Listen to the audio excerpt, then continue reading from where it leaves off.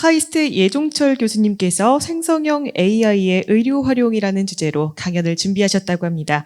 마찬가지로 예종철 교수님을 큰 박수로 맞이 부탁드릴게요.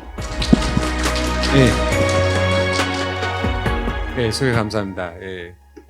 저희 오늘 보니까는 우리 국내 가장 큰 이쪽 의료 AI 쪽에 가장 큰 기업들에서 열심히 일하시는 존경하시는 연사분들이 다 오고 저만 이제 학교에서 왔더라고요. 그래서 이 강의를 어떻게 준비해야 되나 이렇게 생각을 하다가 결국은 이제 생성형 AI들은 너무 잘하시는 애들을 다 기업 쪽에서 소개를 하실 것 같고, 저는 그거의 백그라운드가 되는 그런 좀 학계에서 설명할 수 있는 그런 이론적인 것과, 그리고 또 저희 랩에서 그거에 관련돼서 구멍가게 같지만서도 하는 일들, 그런 것들을 좀 소개를 해드리도록 하겠습니다. 이제 어떻게 보면은 그 AI가 흘러온 흐름들이 보면은 이제 여러분들이 기억할 수 있는 뭐 알파고라는 그런 시대가 있었고요. 그리고 어떻게 보면 챗GPT로 대변이 되는 이제 생성 AI가 오면서 어떻게 보면은 역사 시대에 그 기원 후로 왔다고도 생각할 수 있을 것 같은데요. 그럼 이제 생성형 AI는 이제 뭐 다들 아시는 이제 언어 모델들이 이제 대표적인 케이스이긴 하는데요. 그거 말고도 사실은 이제 생성형 AI가 이제 여러분들이 들어보셨은 최근에 뭐 스테이블 디퓨전이나 또 최근에 하우드가 됐던 소라 같은 오픈AI 소라 같은 비디오 생성 모델도 있겠죠. 이런 것들이 어떻게 보면 언어랑 뭐 다른 얘기 아닌가 생각할 수 있지만 상당히 비슷한 커뮤니티를 가지고 있습니다. 이런 생성 AI를 이제 정확하게 이제 이쪽 부분에 대해서 잘 모르시는 분들에서 설명을 드리자면은, 생성 AI는 크게 이제 자기 지도 학습을 통한 사전 학습을 하고 그걸 가지고 이제 다운스트림 태스크라고 하는 여러 가지에다가 적용을 하는 구조로 되어 있습니다. 그게 도대체 무슨 말이냐?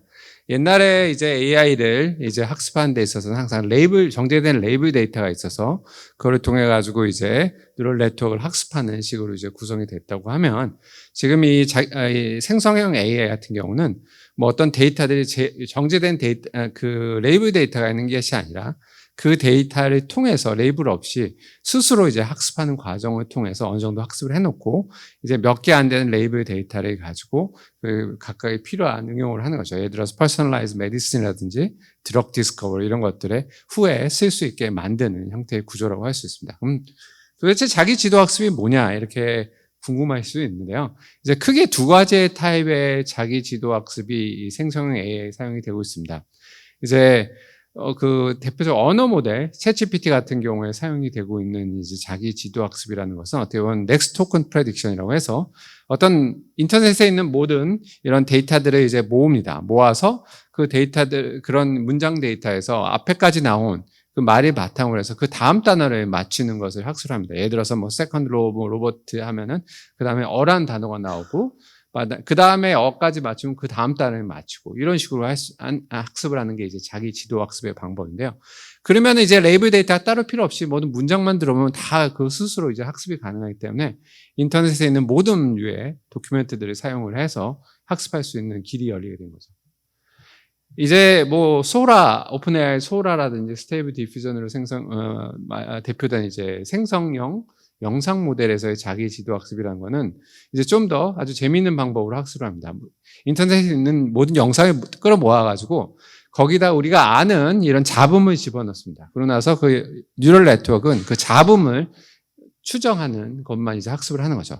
그러니까 한마디로 모든 영상 데이터에다 잡음을 넣어서 거기서 잡음을 맞추는 걸 가능하기 때문에 어떤 레이블 데이터가 필요 없이 모든 영상 데이터를 이용할 수 있기 때문에 이런 과정을 통해서 대규모의 데이터를 이제 학습할 수 있는 기회가 열리게 된 거죠.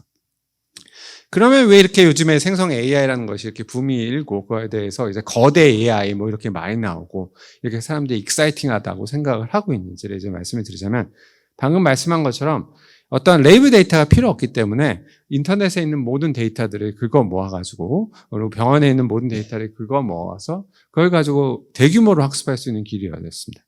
그 다음에 더 중요한 것은 어떻게 보면 그런 과정을 통해서 이제 훈련해서 미처 생각하지 못한 새로운 그런 창발성이 이제 나타나는 이머전트한 프로퍼티가 나타나는 것이고, 그를 통해서 이제 제너럴라이제이션이 잘 된다는 것이 중요한 이슈가 되는데요.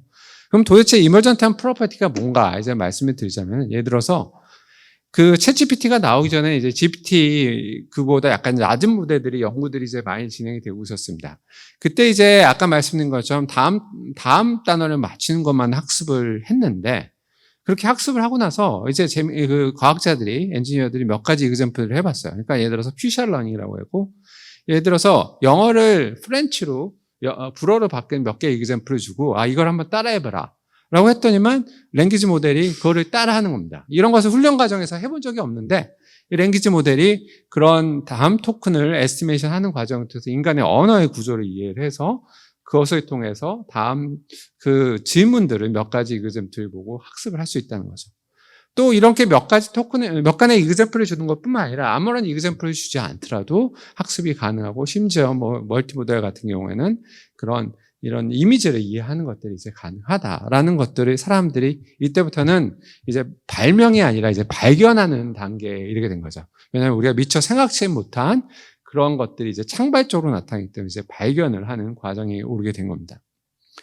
영상 같은 경우에 있어서 이제 어떤 그런 창발적인 프로퍼티들로 이제 대표적으로 얘기 나오는 것이 이제 비전 트랜스포머라고 해서, 이제 최근에 이제 오픈 소레라 같은 경우도 이제 트랜스포머 아키텍처 기반으로 이제 많이 바뀌고 있는데요.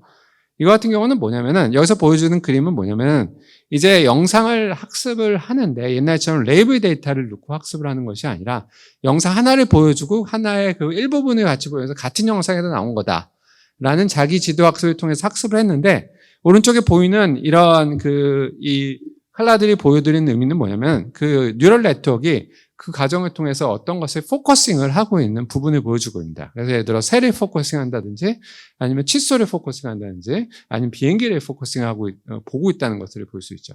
근데 재밌는 게, 여기서 딱 보면 첫 번째 그림에서 보시면은, 이 첫 번째 그림에 새가 두 마리 있는 것 같은데 한 마리만 보인다, 이렇게 얘기하실 수 있을 텐데, 잘 보시면 알겠지만 여기는 하나는 잎사귀고요, 하나는 낙엽이고 하나는 채입니다. 그렇기 때문에 오히려 사람보다도 헷갈리지 않고 잘 포커싱해서 본다는 것들을 볼 수 있죠. 이에 비해서 만약에 우리가 지도학습을 한다고 하면 그 지도학습은 레이블 데이터에 오버피팅 되기 때문에 이런 류의 프로퍼티들이 나타나지 않고, 이것은 결국 자기 지도학습을 통해서 이제 나타나는 현상들입니다. 그래서 이제 어떻게 보면 이런 것들이 이제 가능해지면서 이제 결국은 이제 그 생성 AI가 이제 본격적으로 화두가 되고 있는데요. 이제 그런 식의 이제 하면서 이제 몇 가지 아까 말씀드린 창발성인 거, 그리고 또 자기 지도 학습을 통해서 레이블 데이터가 필요 없다는 거. 그러면서 이제 점점 더 중요한 것은, 그전에는 이제 모든 인공지능이 어떻게 보면 스타트업 위주의 생태계, 어떤 데이터셋이 있으면 그걸 가지고 다른 모델을 만들고 이런 식의 구조였다고 하면, 이제는 어떻게 보면 커다란 오픈AI 같은 회사들이 대규모의 모델을 학습을 하고, 이제 거기에 연결하는 그냥 응용 소프트웨어들만 이제 스타트업들이 개발하는 어떤 구독형 기반의 대기업 위주의 이제 AI가 본격적으로 이제 시작이 된다고 할 수 있을 것 같습니다. 그러면 이제 이런 관점에서 이런 생성 AI 시대에서 사람들이 궁극적으로 이제 꿈꾸고 있는 그런 의료형 AI, 생성 AI 방향이 어떤 거냐? 라고 이제 말씀을 드리자면, 이제 결국 이제 제너럴리스트 AI 형태가 나오는데, 구체적으로 말씀드린 이런 형태가 될 것 같습니다. 어떻게 보면 여러분들이 마이크로소프트 코파일럿 얘기들 많이 하는데요. 의료 현장에 이제 코파일럿으로 이제 생성 AI가 본격적으로 들어올 거라고 생각을 하는데요. 예를 들어서 음성 현장에서 임상 기록지라든지 영상이라든지 유전 검사 데이터를 주고 나서 이거에 대해서 의사 선생님들이 물어보고 싶은 질문을 한다고 하면, 언어 모델들이 이 질문을 분석을 하고 이 데이터를 분석해서, 영상 데이터는 영상 데이터에 특정하게 학습되어 있는 생성 모델한테 물어봐야 되고, 임상 데이터에 학습이 특정이 되어 있는 것들에 물어보고, 유전체 학습된 걸 물어봐서 얘네들의 대답을 취합을 해서 그거에 관련된 서머리랑 그거에 대해서 필요한 레퍼런스라든지 그거에 대해 관련된 기존 연구들도 같이 제공을 해주면서 의사 선생님들이 그걸 통해서 실제적으로 많은 데이터를 손쉽게 얻을 수 있는 상황에서 진료를 할 수 있는 그런 과정으로 이제 발전을 하는 것이 이제 근본적인 것이라고 생각할 수 있을 것 같습니다.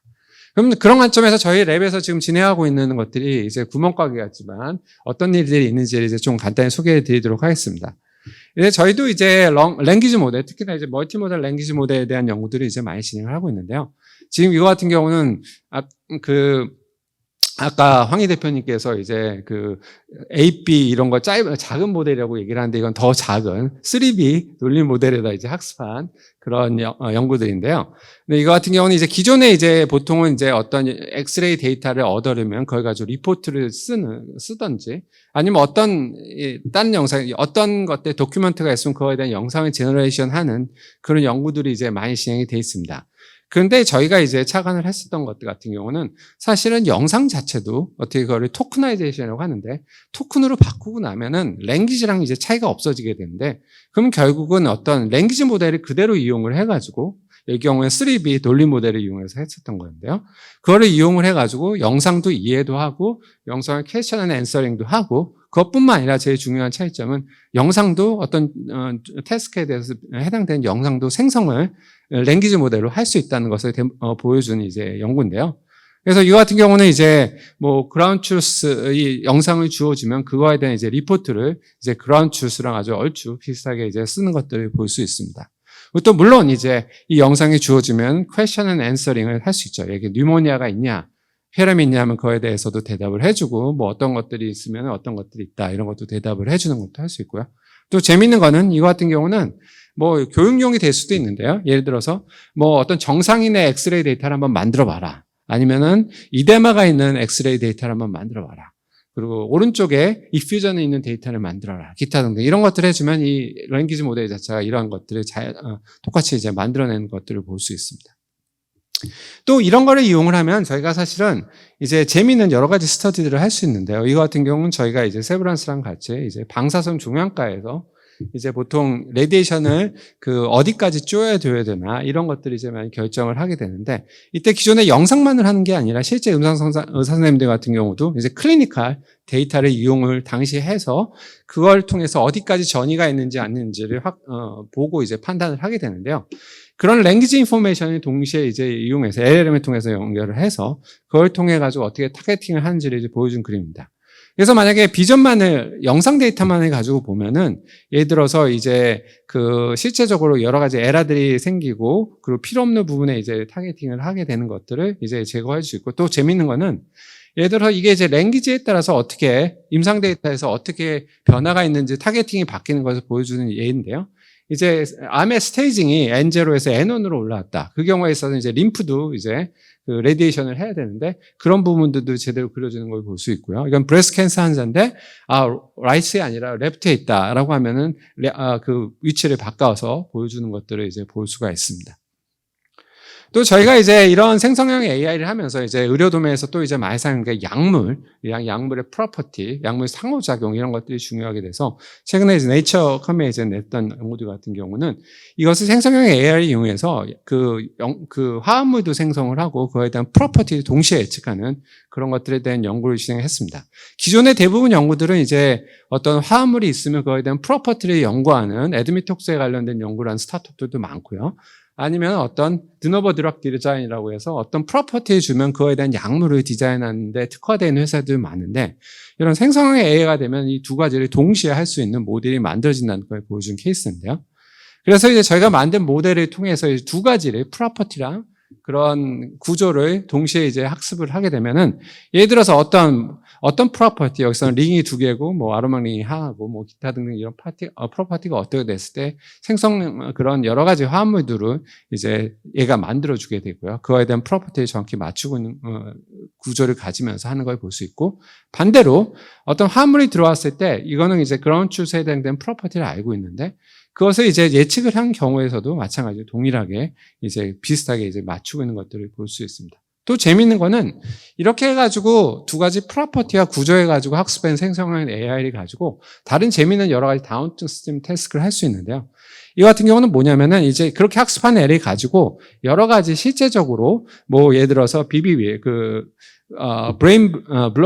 그 뇌에서의 그 혈관의 약물이 통과한지 된 프로퍼티라든지 아니면은 약물 부작용에 대한 프로퍼티라든지 이런 여러 가지들을 이렇게 학습한 모델을 가지고 여기다 썼을 때도 이제 거의 소타에 가까운 결과들이 나온다라는 것들을 보여준 이그젠플이고 또 마찬가지로 이제 드럭 간의 이제 인터랙션이라든지 아니면 화합물과 화합물이 서로 인터랙션 됐을 때 어떤 식의 그런 화합물들이 나올 수 있는지 그런 것들도 이런 식의 생성형 AI를 통해서 이제 학습을 하면 그런 것도 예측이 가능하다는 것들을 보여준 example들입니다. 지금까지는 이제 그 언어 생성 모델에서 유래된 트랜스포머 기반의 이제 생성 모델이 어떤 것들이 있는지 저희 랩에서 연구한 것들을 보여드리겠는데요. 나머지 이제 한 2, 3분 동안 이제 간단히 말씀드릴 내용들은 이제 디퓨전, 어떻게 보면 영상 생성 모델인데 도대체 영상 생성 모델을 어떻게 의료 현장에 이용할 수 있는지에 대해서 말씀을 드리도록 하겠습니다. 뭐 대표적으로 뭐 아시는 영상 생성 모델 같은 이제 뭐 오픈AI의 소라 같은 이거는 텍스트에서 가짜로 이미지를 만들어내는 거죠. 그럼 만약에 이런 것들을 의료 도메인에다 사용을 한다. 그러면은 이제 많은 사람들이 걱정하는 게 이게 도대체 어떻게 의료 현장에 사용할 수 있냐. 가짜 이미지를 만들어내는데. 할루시네이션에 해당되는 영상을 만들어내면 의사 선생님들이 쓰지 못할 텐데 이게 도대체 어떻게 쓸 수 있을까라고 생각을 하실 수 있는데요. 오히려 이게 사실 생성 AI는 그 의료 현장에서 특히나 영상 도메인에서 여러 가지 영상의 화질을 개선한다든지 아니면 레졸루션을 높인다든지 이런 요구에 이게 활용이 될 수 있다는 것들을 저희가 보여주고 있습니다. 이 대표적으로 저희가 이제 보여준 것 중에 하나가 이제 MRI 같은 경우에 있어서는 이제 보통 병원에서 MRI 찍으면 한 3, 40분씩 찍게 되는데요. 그거를 이제 만약에 더 빨리 찍을 수 있다면 병원에서 환자들이 더 많이 볼 수 있고 더 많이 대기 시간이 줄어들고 이런 것들이 되는데 그렇게 이제 고속화를 하면은 영상의 화질이 되게 안 좋아집니다. 요 밑에 보이는 그림처럼 아주 뭐 10배 이상 고속화를 한다 그러면 화질이 되게 안 좋죠. 근데 이제 디퓨전 모델이라는 이런 확산 모델은 실제적으로 노이즈에서부터 점점 노이즈를 없애가는 과정인데요. 이것을 그냥 노이즈만 없앤다고 하면 할루시네이션이 생길 수 있긴 하지만 그게 아니라 실제적으로 우리가 얻어진 데이터에 맞는 그런 조건상에서 노이즈를 점점 없애가면은 실제적으로 우리가 원하는 퀄리티의 애큐리트한 이미지들을 얻을 수 있습니다. 그래서 여기 같은 경우는 실제적으로 이렇게 많은 엑셀레이션이 된 상태에서도 그라운드 트루스랑 거의 유사한 그 MRI 복원이 가능하다는 것들을 이제 보여주고 있고요. 기존에 있는 여러 가지 AI 기반의 그런 영상 복원 기법보다도 훨씬 더 좋은 애큐러시를 가지고 있는 것들을 볼 수 있고요. 또 하나 좋은 것은 아까 말씀드린 것처럼 생성형 AI는 이런 일반화가 잘 되기 때문에 이 ML 같은 경우는 많은 류의 시퀀스와 많은 류의 컨트라스트가 있습니다. 그럼에도 불구하고 하나의 종류와 하나의 부위, 이제는 이건 니 데이터에서 트레이닝된 생성 모델인데 이걸 가지고도 브레인 데이터에도 적용이 하고 그 다음에 뭐 척추에도 적용해도 잘 되더라라는 것들을 보여준 example들입니다. 또 이걸 실제적으로 CAD에다 연동을 해도 실제적으로 기존의 사람들 병원에서 쓰고 있는 여러 가지 그런 머신러닝 기법의 복원 기법이라든지 이런 것들을 비해서 더 정확하게 이제 복원이 저희 디텍션이 가능한 것들을 보여준 example들입니다. 또 이제 저희가 이런 것들을 또 재미있게 이용하고 있는 것이 이제 3D 이미징인데요. 3D 이미징 같은 경우는 대부분의 메디컬 데이터들은 3D 데이터인데요. 뭐 MRI라든지 CT라든지 3D 데이터인데요. 그런 경우에서 이제 생성형 AI의 디퓨전 모델이 3D 데이터를 하려고 하면 이제 물론 이제 컴퓨팅 리소스가 많은 그런 회사들 같은 경우는 이게 가능할 수는 있지만 저희 같이 이제 학교에 있는 사람으로서는 이 3D 모델을 훈련을 할 정도의 그런 GPU를 가지고 있지를 못합니다. 그러면 과연 이런 거 어떻게 할 수 있을까? 저희가 이제 보여준 것 같은 경우는 이런 경우에 있어서 사실 2D 디퓨전 모델을 학습을 해서 그것을 잘 활용을 하면 이제 3D에 이제 복원이 가능하다라는 것들을 데몬스트레이션 했는데요. 그런 테크니컬한 디테일은 좀 빼고 이제 결과만을 보여드리면 그래서 이거 같은 경우는 이제 4mm로 이제 찍은 MRI 데이터를 이제 디퓨전 모델을 이용해서 이제 0.6mm로 이제 변환한 그런 경우들을 보여주고 있습니다. 실제 이거 보면은 이제 상당히 이제 그 하이 레졸루션이 되는데 과연 이게 실제적으로 임상적으로 의미가 있는 데이터인지 아니면 할루시네이션이 있는지 걱정을 하실 수 있을 텐데요.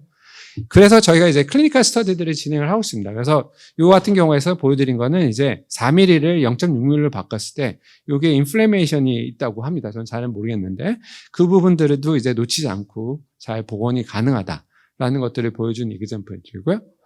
또 이거 같은 경우는 이제 대부분 이제 스트로크 환자들이 오면은 병원에서 이제 한 4mm 아니면 5mm로 티크니스로 MRI 찍는데 이제 알츠하이머 진단을 하기 위해서는 보통 이제 1mm 정도로 찍어서 코티카 티크니스의 변화를 봐야 되는데 그러면 과연 스트로크 환자들에서 찍은 데이터를 활용해서 알츠하이머를 진단할 수 있을까를 스터디를 한 겁니다. 그런 경우에서 봤을 때 이 표에서 보여주고 있는 거는 비주얼하게 비슷할 뿐만 아니라 실제적으로 코티카 티크니스를 변화하는 걸 치정하는 데 있어서도 거의 유사하게 추정이 가능하다는 것들을 보여준 example입니다.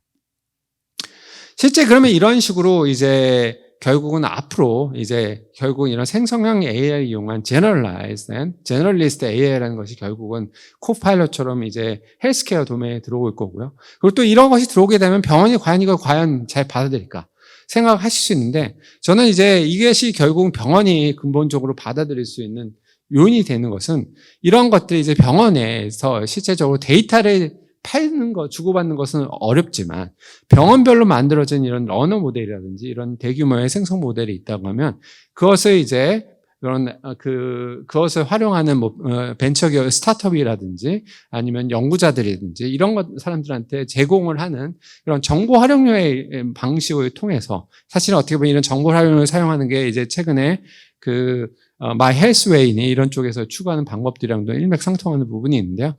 이런 방법을 통해서 병원들이 가지고 있는 고가의 그런 데이터들을 통해서 수익을 낼 수 있는 기회가 되지 않을까 생각합니다.